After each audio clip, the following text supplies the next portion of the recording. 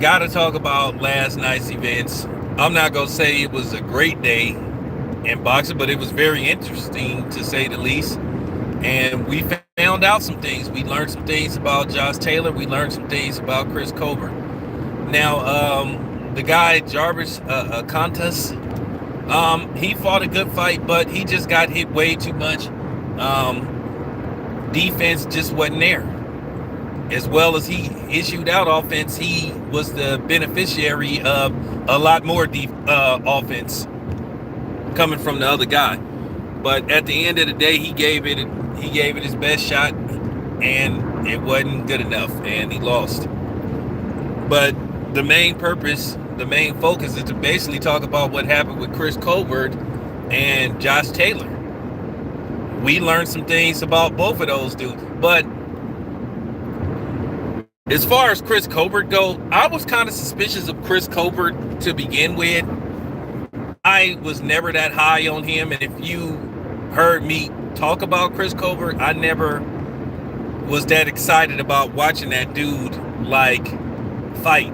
I didn't think he was what they was trying to make him out to be. What happened to him last night didn't surprise me. I wasn't all the way shocked that he lost, but I was just shocked that he lost to a dude that had only 3 weeks to prepare for that fight. I already knew there was questions about Colbert's power, or should I say lack of power, because obviously the dude didn't respect his power because he kept coming forward. Anything that Chris Colbert tried to do, Garcia did better. And that's all you could say. That dude would have had a full 8-week camp. Who knows what would have happened? He might have stopped Chris Colbert.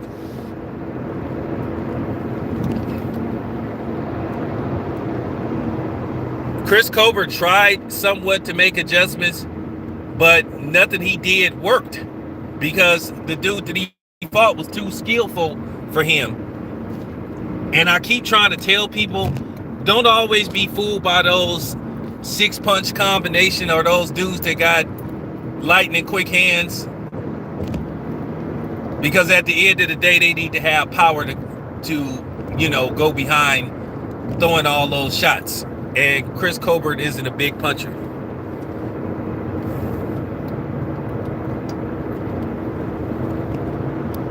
But then again, some people don't feel bad for Chris Colbert because Chris Colbert was talking really, really, really, really bad about Wilder. It's okay, and I thought he went out of his way to try to put Wilder down, and a lot of people didn't appreciate that. There's a difference between critiquing somebody and criticizing them, but then it's also a difference when you going out of your way to put down somebody because you trying to build a following and you want a certain type of following. I've said this on several occasions. I'm a black man first, and I'm not going to ever go out of my way just to get views by just going overboard to criticize a black fighter just for the sake of views. And I thought that's what Chris Colbert was doing. I thought he was going overboard because he said some real disrespectful stuff about Wilder. And then this dude basically after the 10th round, he quit. So we could make videos saying that Chris Colbert is a quitter because he got in retreat mode. But then he go do what a lot of those PBC fighters do. They send the videos to certain media outlets and they say, man, don't let this dude in and all that kind of stuff. So I could make an argument that Chris Colbert quit. You supposed to be a warrior. You supposed to have a heart of a champion, a future champion, and you mail it in. You say, hey, you know what? I'm gonna get on my bicycle the next 2 rounds, and that's pretty much it.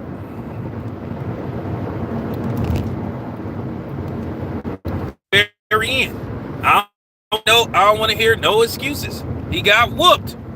He got whooped. He got whooped. He got dominated from beginning to end. Lost almost every round of that fight, and looked like he was on the verge of getting stopped.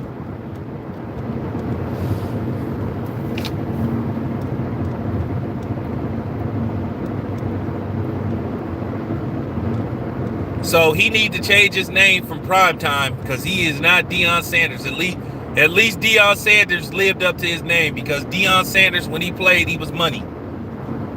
A lot of times Deion Sanders was so good, a lot of people didn't even want to throw his way. That's how dominant Deion Sanders was as a quarterback. But he ain't prime time. When you lose to a dude that only had 3 weeks notice to prepare, and he go in there and whoop on you? He go in there and whoop on you? Man, stop it, man. I'm not trying to hear that. I'm not trying to hear that.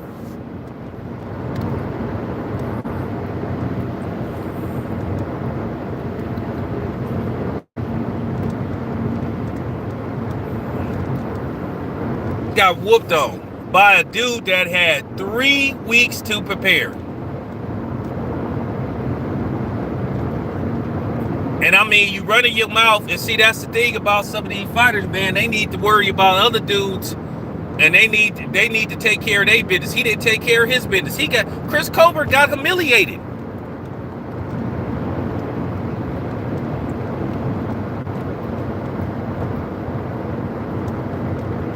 He got humiliated. Had no answers for the dude. And obviously, dude's power was bothering him. And then Chris Colbert doing that goofy stuff, telling the dude to come on. Well, the dude was coming on. Every time he pinned Chris Colbert up against the ropes, he was teeing off on him. And I'm going to tell you right now, Kenny Bayless was real close to stopping that fight. He was real close to stopping that fight. He almost was about to pull the trigger. And like I said, after getting dominated. And I'm talking about dude built substantially. It was no way dude had lost that fight. It was no way dude was going to come out of there without a W. And I'm pretty sure that they're mad behind the scenes, because that wasn't supposed to happen.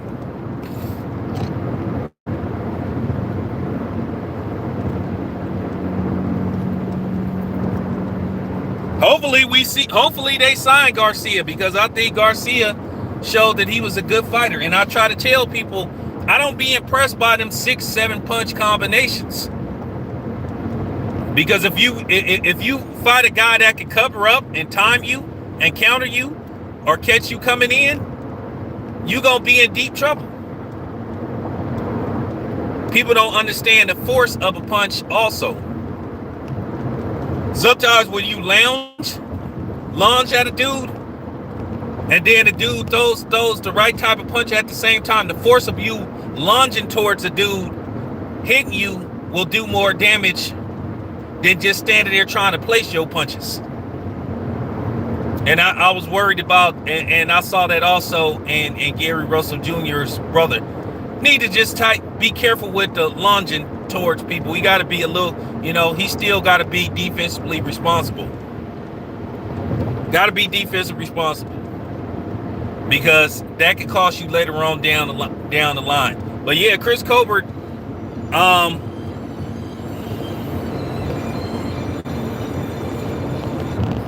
but Chris Colbert, I'm not gonna say that I'm not gonna say that I was wishing that he lose and that I wanted him to lose, but I'm gonna tell you this much: I'm not disappointed about him losing.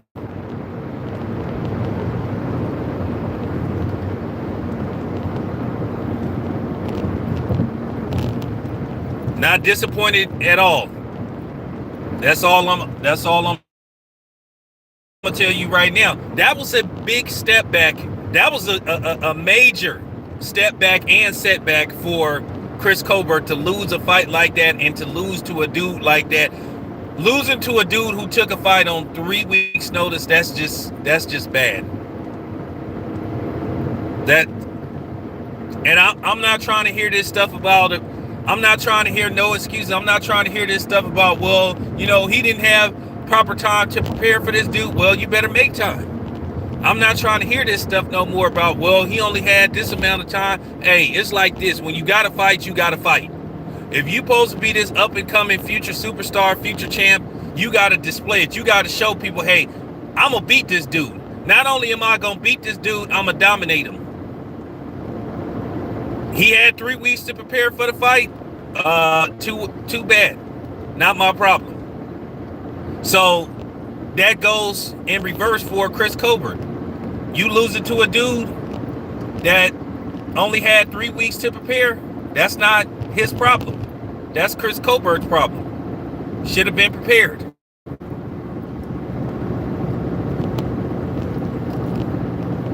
When you ain't training, you watch tape. And Chris Colbert thought this was going to be a dude that was going to come in there, wanted to get a payday, and get up out of there.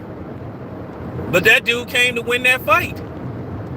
So now he leapsfrog ahead of, and the dude is undefeated, and he leapsfrog ahead of Chris Colbert. Major setback for Chris Colbert, losing to a dude that took a fight on 3 weeks' notice. That's all on Chris Colbert. Can he bounce back from this? Yeah, absolutely. But here's the thing. Might have to take slow steps again. Because see, when they building you up to be like possibly the next big thing, and you lose to a dude like that with all the hype behind you, and you lose, and then you get dominated, that's a major step back. And I think now people know the truth about Chris Colbert.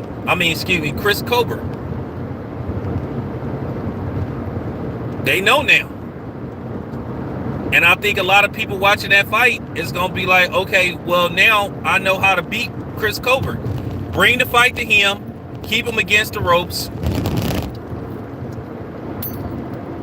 Fight him on the inside and smother him. As you can see, Chris Colbert can't fight off the ropes. As you can see, he struggles with a dude that can initiate just as much offense as he can. And Garcia was an all-around fighter. Good hand speed. Good body attack. Can fight solid on the inside. You could beat fighters like Chris Colbert all day. You don't have to have the best speed. Because like I said, timing beats speed every damn time. So, but let me get to the other fight that happened, before the main event with Chris Colbert and Garcia. And boy, I gotta tell you, and Timothy Bradley was absolutely right after the post-fight. And I know Dre was trying to give Josh Taylor a pass for his performance, but Josh Taylor, like I said, and I was being real nice, Josh Taylor looked very pedestrian last night, and he looked very beatable. Now, he fought a good fight against Jose Ramirez, but I saw in the Regis fight that Josh Taylor was beatable. And I mean, don't get me wrong, he's a skillful fighter, but after what I saw last night, I don't know how Josh Taylor would fare at 147 against certain styles. Somebody like Ennis would destroy Josh Taylor. And I have to wonder, I don't even think Josh Taylor would get past Virgil Ortiz. Virgil Ortiz is a big puncher. Now, Taylor could beat some people at 147. He might could beat, he might could beat some people. But against the elites at 147, I don't know. That's a big question mark. After what I saw last night, I think that Ennis would really put a whooping on Taylor. I think Virgil Ortiz would stop him.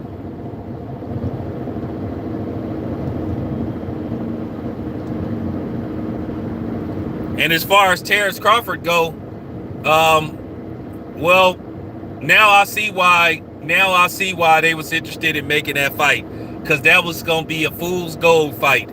Then people was gonna go to England or wherever they was gonna have that fight, Wembley Stadium, and they was gonna see Terrence Crawford evaporate Taylor. And I know Dre say, well, some people have a bad night, and no, I disagree with that. You fighting in your home country, you fighting close to home, you supposed to dominate. And to tell you right now, had Catterall had a better trainer, he might have would have stopped Taylor.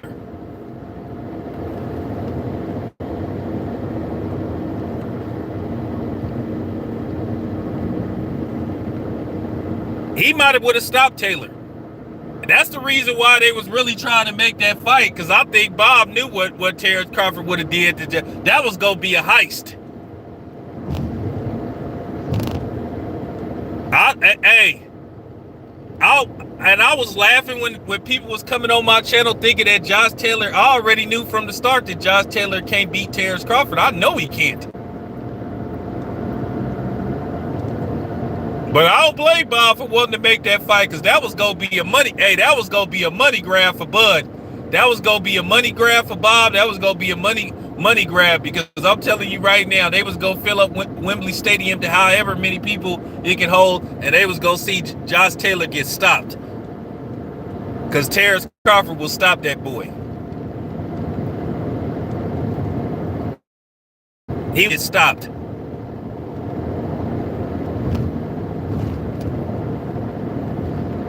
Now I don't know what Taylor is gonna do next. I don't know if he's gonna continue to campaign at 140, but he doesn't have to fight. Unfortunately, he doesn't have to give Catterall a rematch.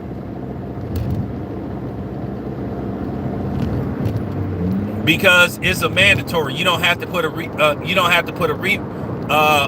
rematch clause in it, and I think Josh Taylor is gonna move on. When you expect it to be a number one pound per pound fighter, or a potential number one pound per pound fighter, and you undisputed, you come off a good performance in your last fight, and then you fight like this, you got it. It's just the truth. When you fight in your hometown, your home country, you got it, man. You got to dominate. Say whatever you want to say about Andre Ward. When Andre Ward fought in Oakland, Andre Ward won decisively, because he knew he was at home. Andre Ward, when he fought in Oakland, he won decisively. It was none of this straddling the fence. It wasn't none of this Andre Ward barely went. No, Andre Ward was dominating when he fought at home, when he fought in Oakland. Okay? So I'm not trying to hear the excuses being made for Josh Taylor. He didn't show up, and he underestimated Catterall. Now what happens next with Catterall? Who knows? Because I thought that Taylor, to me, I thought that Regis Prograis had beat Taylor. Now, I mean, don't get me wrong, Josh Taylor is a nice guy and everything, but I'm just speaking from a dude that do media. I don't think there's nobody that saw that fight that thought Josh Taylor won that fight. Nobody.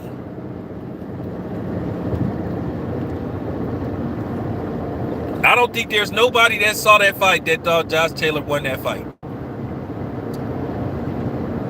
I know Andre Ward said that Catterall let some rounds get away from him. I don't think so. I thought that Catterall was applying the pressure, and at the same time, he was outlanding Taylor. But I mean, here's the thing. It's a 12-round fight, right? Okay, it's a 12-round fight. If out of the first 8 rounds, a dude wins 7 of them, then you tell me who's winning the fight. Basically, the guy has to play catch up. Then you talk about that questionable point deduction.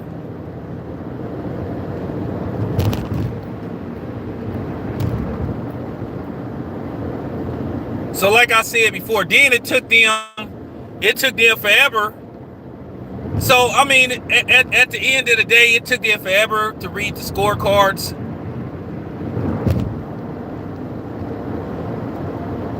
So I mean, you heard what Tim Bradley and Andre Ward said. Hey, when he said, "Man, it's taking a long time for them scorecards to come," he said, "I guess people erasing something."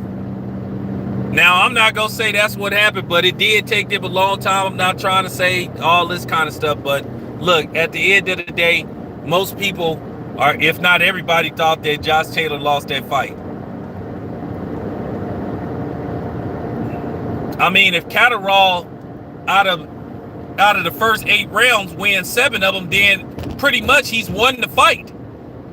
As long as he don't get knocked down twice in each round. I'm talking about basically out of the first 8 rounds, to be honest with you, if a dude wins 7 out of the first 8 rounds, you've already lost the fight. So basically, you basically need to dominate. You either need to knock the dude down, like at least out of those next 5 rounds, you need to knock the dude down at least 3 times. Or you have to dominate so much in those rounds to where the judges, which they don't usually do, they don't score around 10-8 without a knockdown. You can do it if a guy is so dominant in one round. Let's just say he's just teeing off, just landed at will, staggers you, hurts you. Yeah, you can do it, but in most cases, they don't do it. So that's why I'm trying to figure out if Josh Taylor, in many people's eyes, out of the first 8 rounds, lost probably 7 of them, he already lost the fight. So you have to wonder what happened in that fight to where he even got close enough to get a split decision. But I thought he lost the fight. It ain't, you know what I'm saying? It's just the truth. It's just the truth. I thought Catterall beat him, but this isn't ain't the worst I ever seen.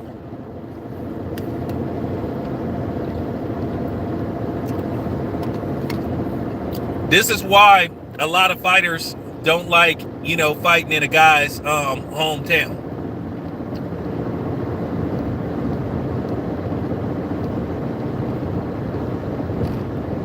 But I thought Taylor clearly got outboxed.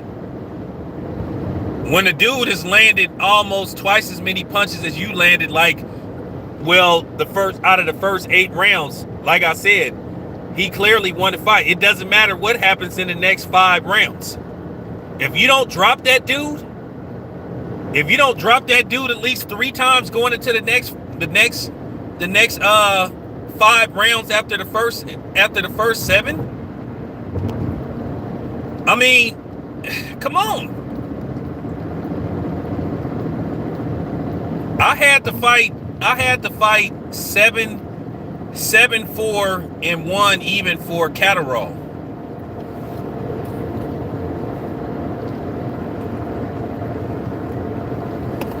And I think most people scored it 8-4 for Catterall.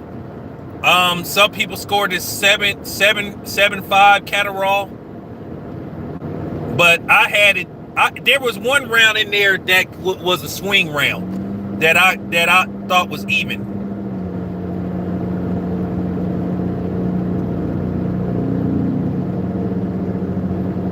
But yeah, I clearly thought that Catterall won that fight. But the problem is, most of us knew he wasn't gonna get it. They just don't like giving the other dude the belt unless he get a stoppage, or he just dominate to the point to where you just can't even get around it.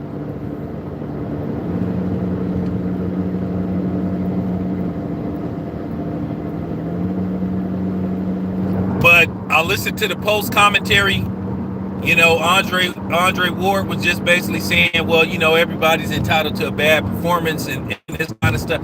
And Timothy Bradley said, no, I disagree with that. Timothy Bradley, which he was correct, he said, hey man, when I was fighting, when me and you was fighting, we was skating around that top 10. We was skating around that top 10 pound per pound. Nah, we had to dominate when we fought. And basically Tim Bradley said, hey, I'm not giving Taylor a pass.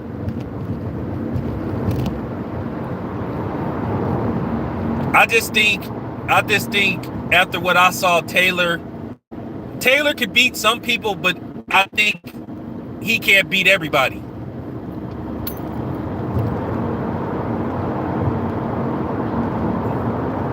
And then you have to wonder, do Taylor have welterweight power?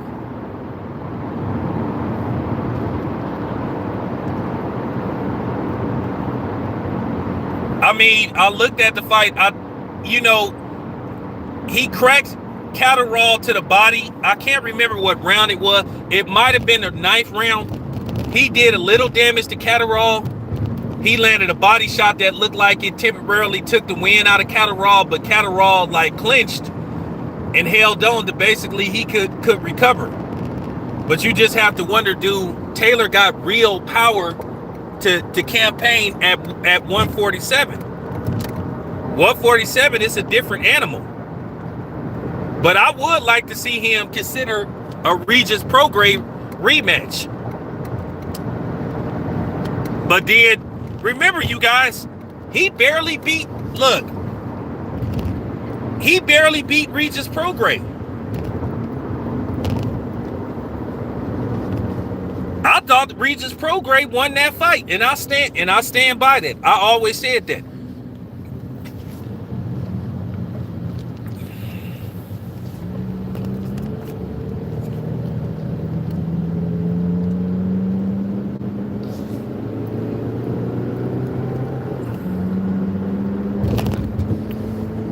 So I would like to see.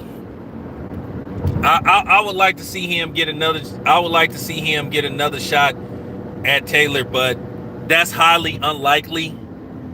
That's highly unlikely because at the end of the day, they gotta keep, promote Taylor. But that was a bad performance by Taylor. Hopefully, when I see Josh Taylor again, hopefully he'll just admit. And I'm not afraid to tell Josh Taylor. I'll tell Josh Taylor to his face. I'll just tell him straight up. I'll tell him that, hey, I thought you lost the fight. I'm not going to disrespect him, but I'm not going to say, hey, man, you lost him, But I would tell him if he asked me, I'd be honest and say, hey, man, I thought you lost the fight. And a lot of people thought you lost the fight. So that's just the bottom line. It's not that you disrespected the dude. You're just telling them the truth.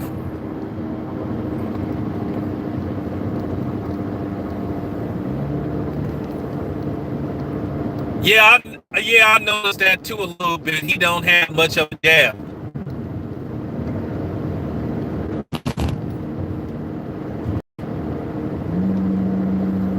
Appreciate that.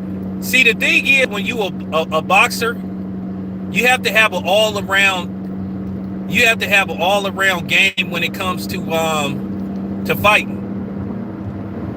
Because when I used to watch Roy Jones Jr., Roy Jones Jr. didn't like the jab very much.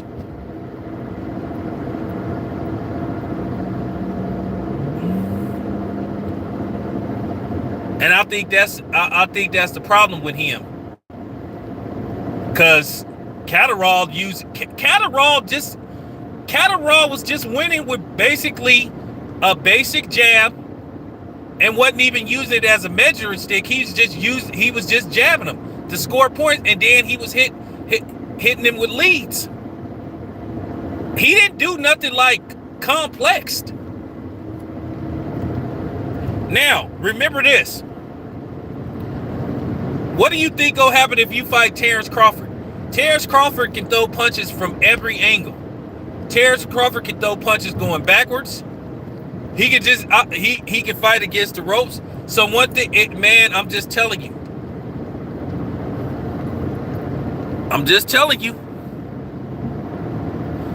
I already know how that fight would have turned out.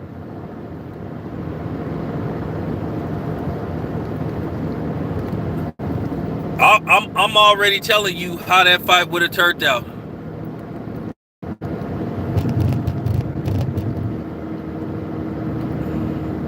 Hey, y'all go subscribe to my brother Ben Saucy Boxers channel.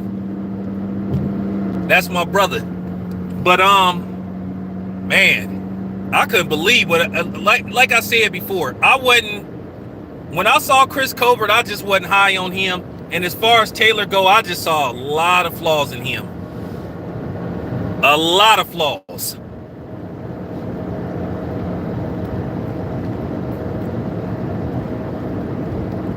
But yeah, Taylor, Bud would have stopped him. He would have stopped him. And I know what type of punch Bud would have stopped him with. What Bud can land punches coming out of exchanges. Josh Taylor would have got hit with a punch he wouldn't have seen coming, and it would have dropped him. And then he might have barely beat the 10 count, and then Bud would have just finished him off. One thing about Bud, when he gets you in trouble, it's over with. But I'm looking at Josh Taylor. I don't know what he could do at 147.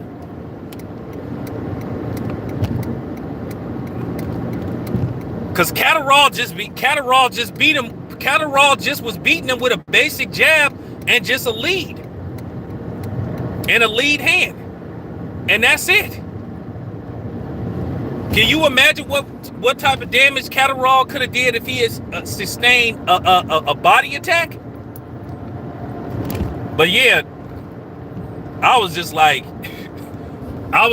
watching that fight, and I was just like, man. But I already knew they was gonna give it to Taylor split decision. When it took them that long to come out with the scorecards, I was like, all right, here it comes. Here it comes. You got to understand, in most cases they not gonna let you lose in your hometown unless you just get thoroughly dominated. Like I was trying to tell people about that Super Bowl. I told y'all really thought they was gonna let the Rams lose in their home stadium? I mean, at the end of the day, it was a good football game, but I'm just saying, you really thought they was gonna let the Rams lose in their home stadium? They not letting teams that host the Super Bowl in their home stadium win.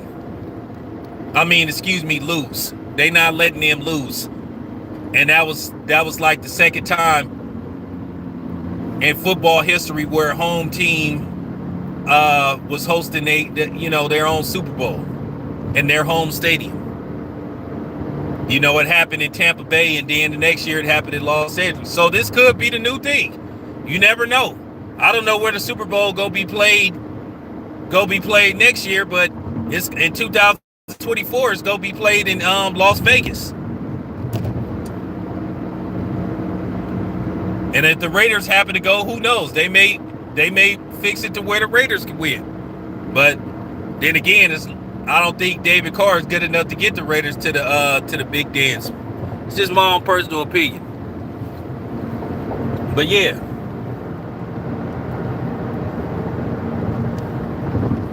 I already know Josh Taylor would have got hit with a punch he didn't see coming with Bud. Because Bud can fight straight down the line, but he also awkward too. And like I say, he could throw punches from he could throw punches from different angles. And he could throw a punch going backwards. I already know what type of punch he would have stopped Josh Taylor with. When Josh Taylor would have been coming in, Terrence Crawford probably would have turned him and then hit him, backing up. It would have landed. And then the thing is, when Bud hits you, it lands flush too. And he would have dropped Taylor. And then Taylor probably barely beats the 10 count, and then Bud just finished him off, and it's a wrap. You heard what Bud said. He was like, don't ever put me in it. He said, don't ever put me in the same category with that dude.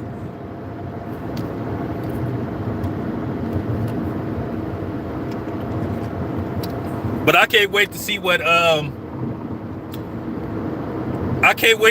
going to happen in the upcoming weeks. I'm supposed to be going to Fresno to cover the Jose Ramirez fight. If Bob is there, I'ma ask him if I happen to see Bob. You know, the dude that people accuse me of working for. You know, which I'm trying to figure out where that came from. But then again, that's what happens when a cricket-looking nigga that don't know what he talking about be just running his mouth. But, you know, anyway, appreciate the time. I'm out.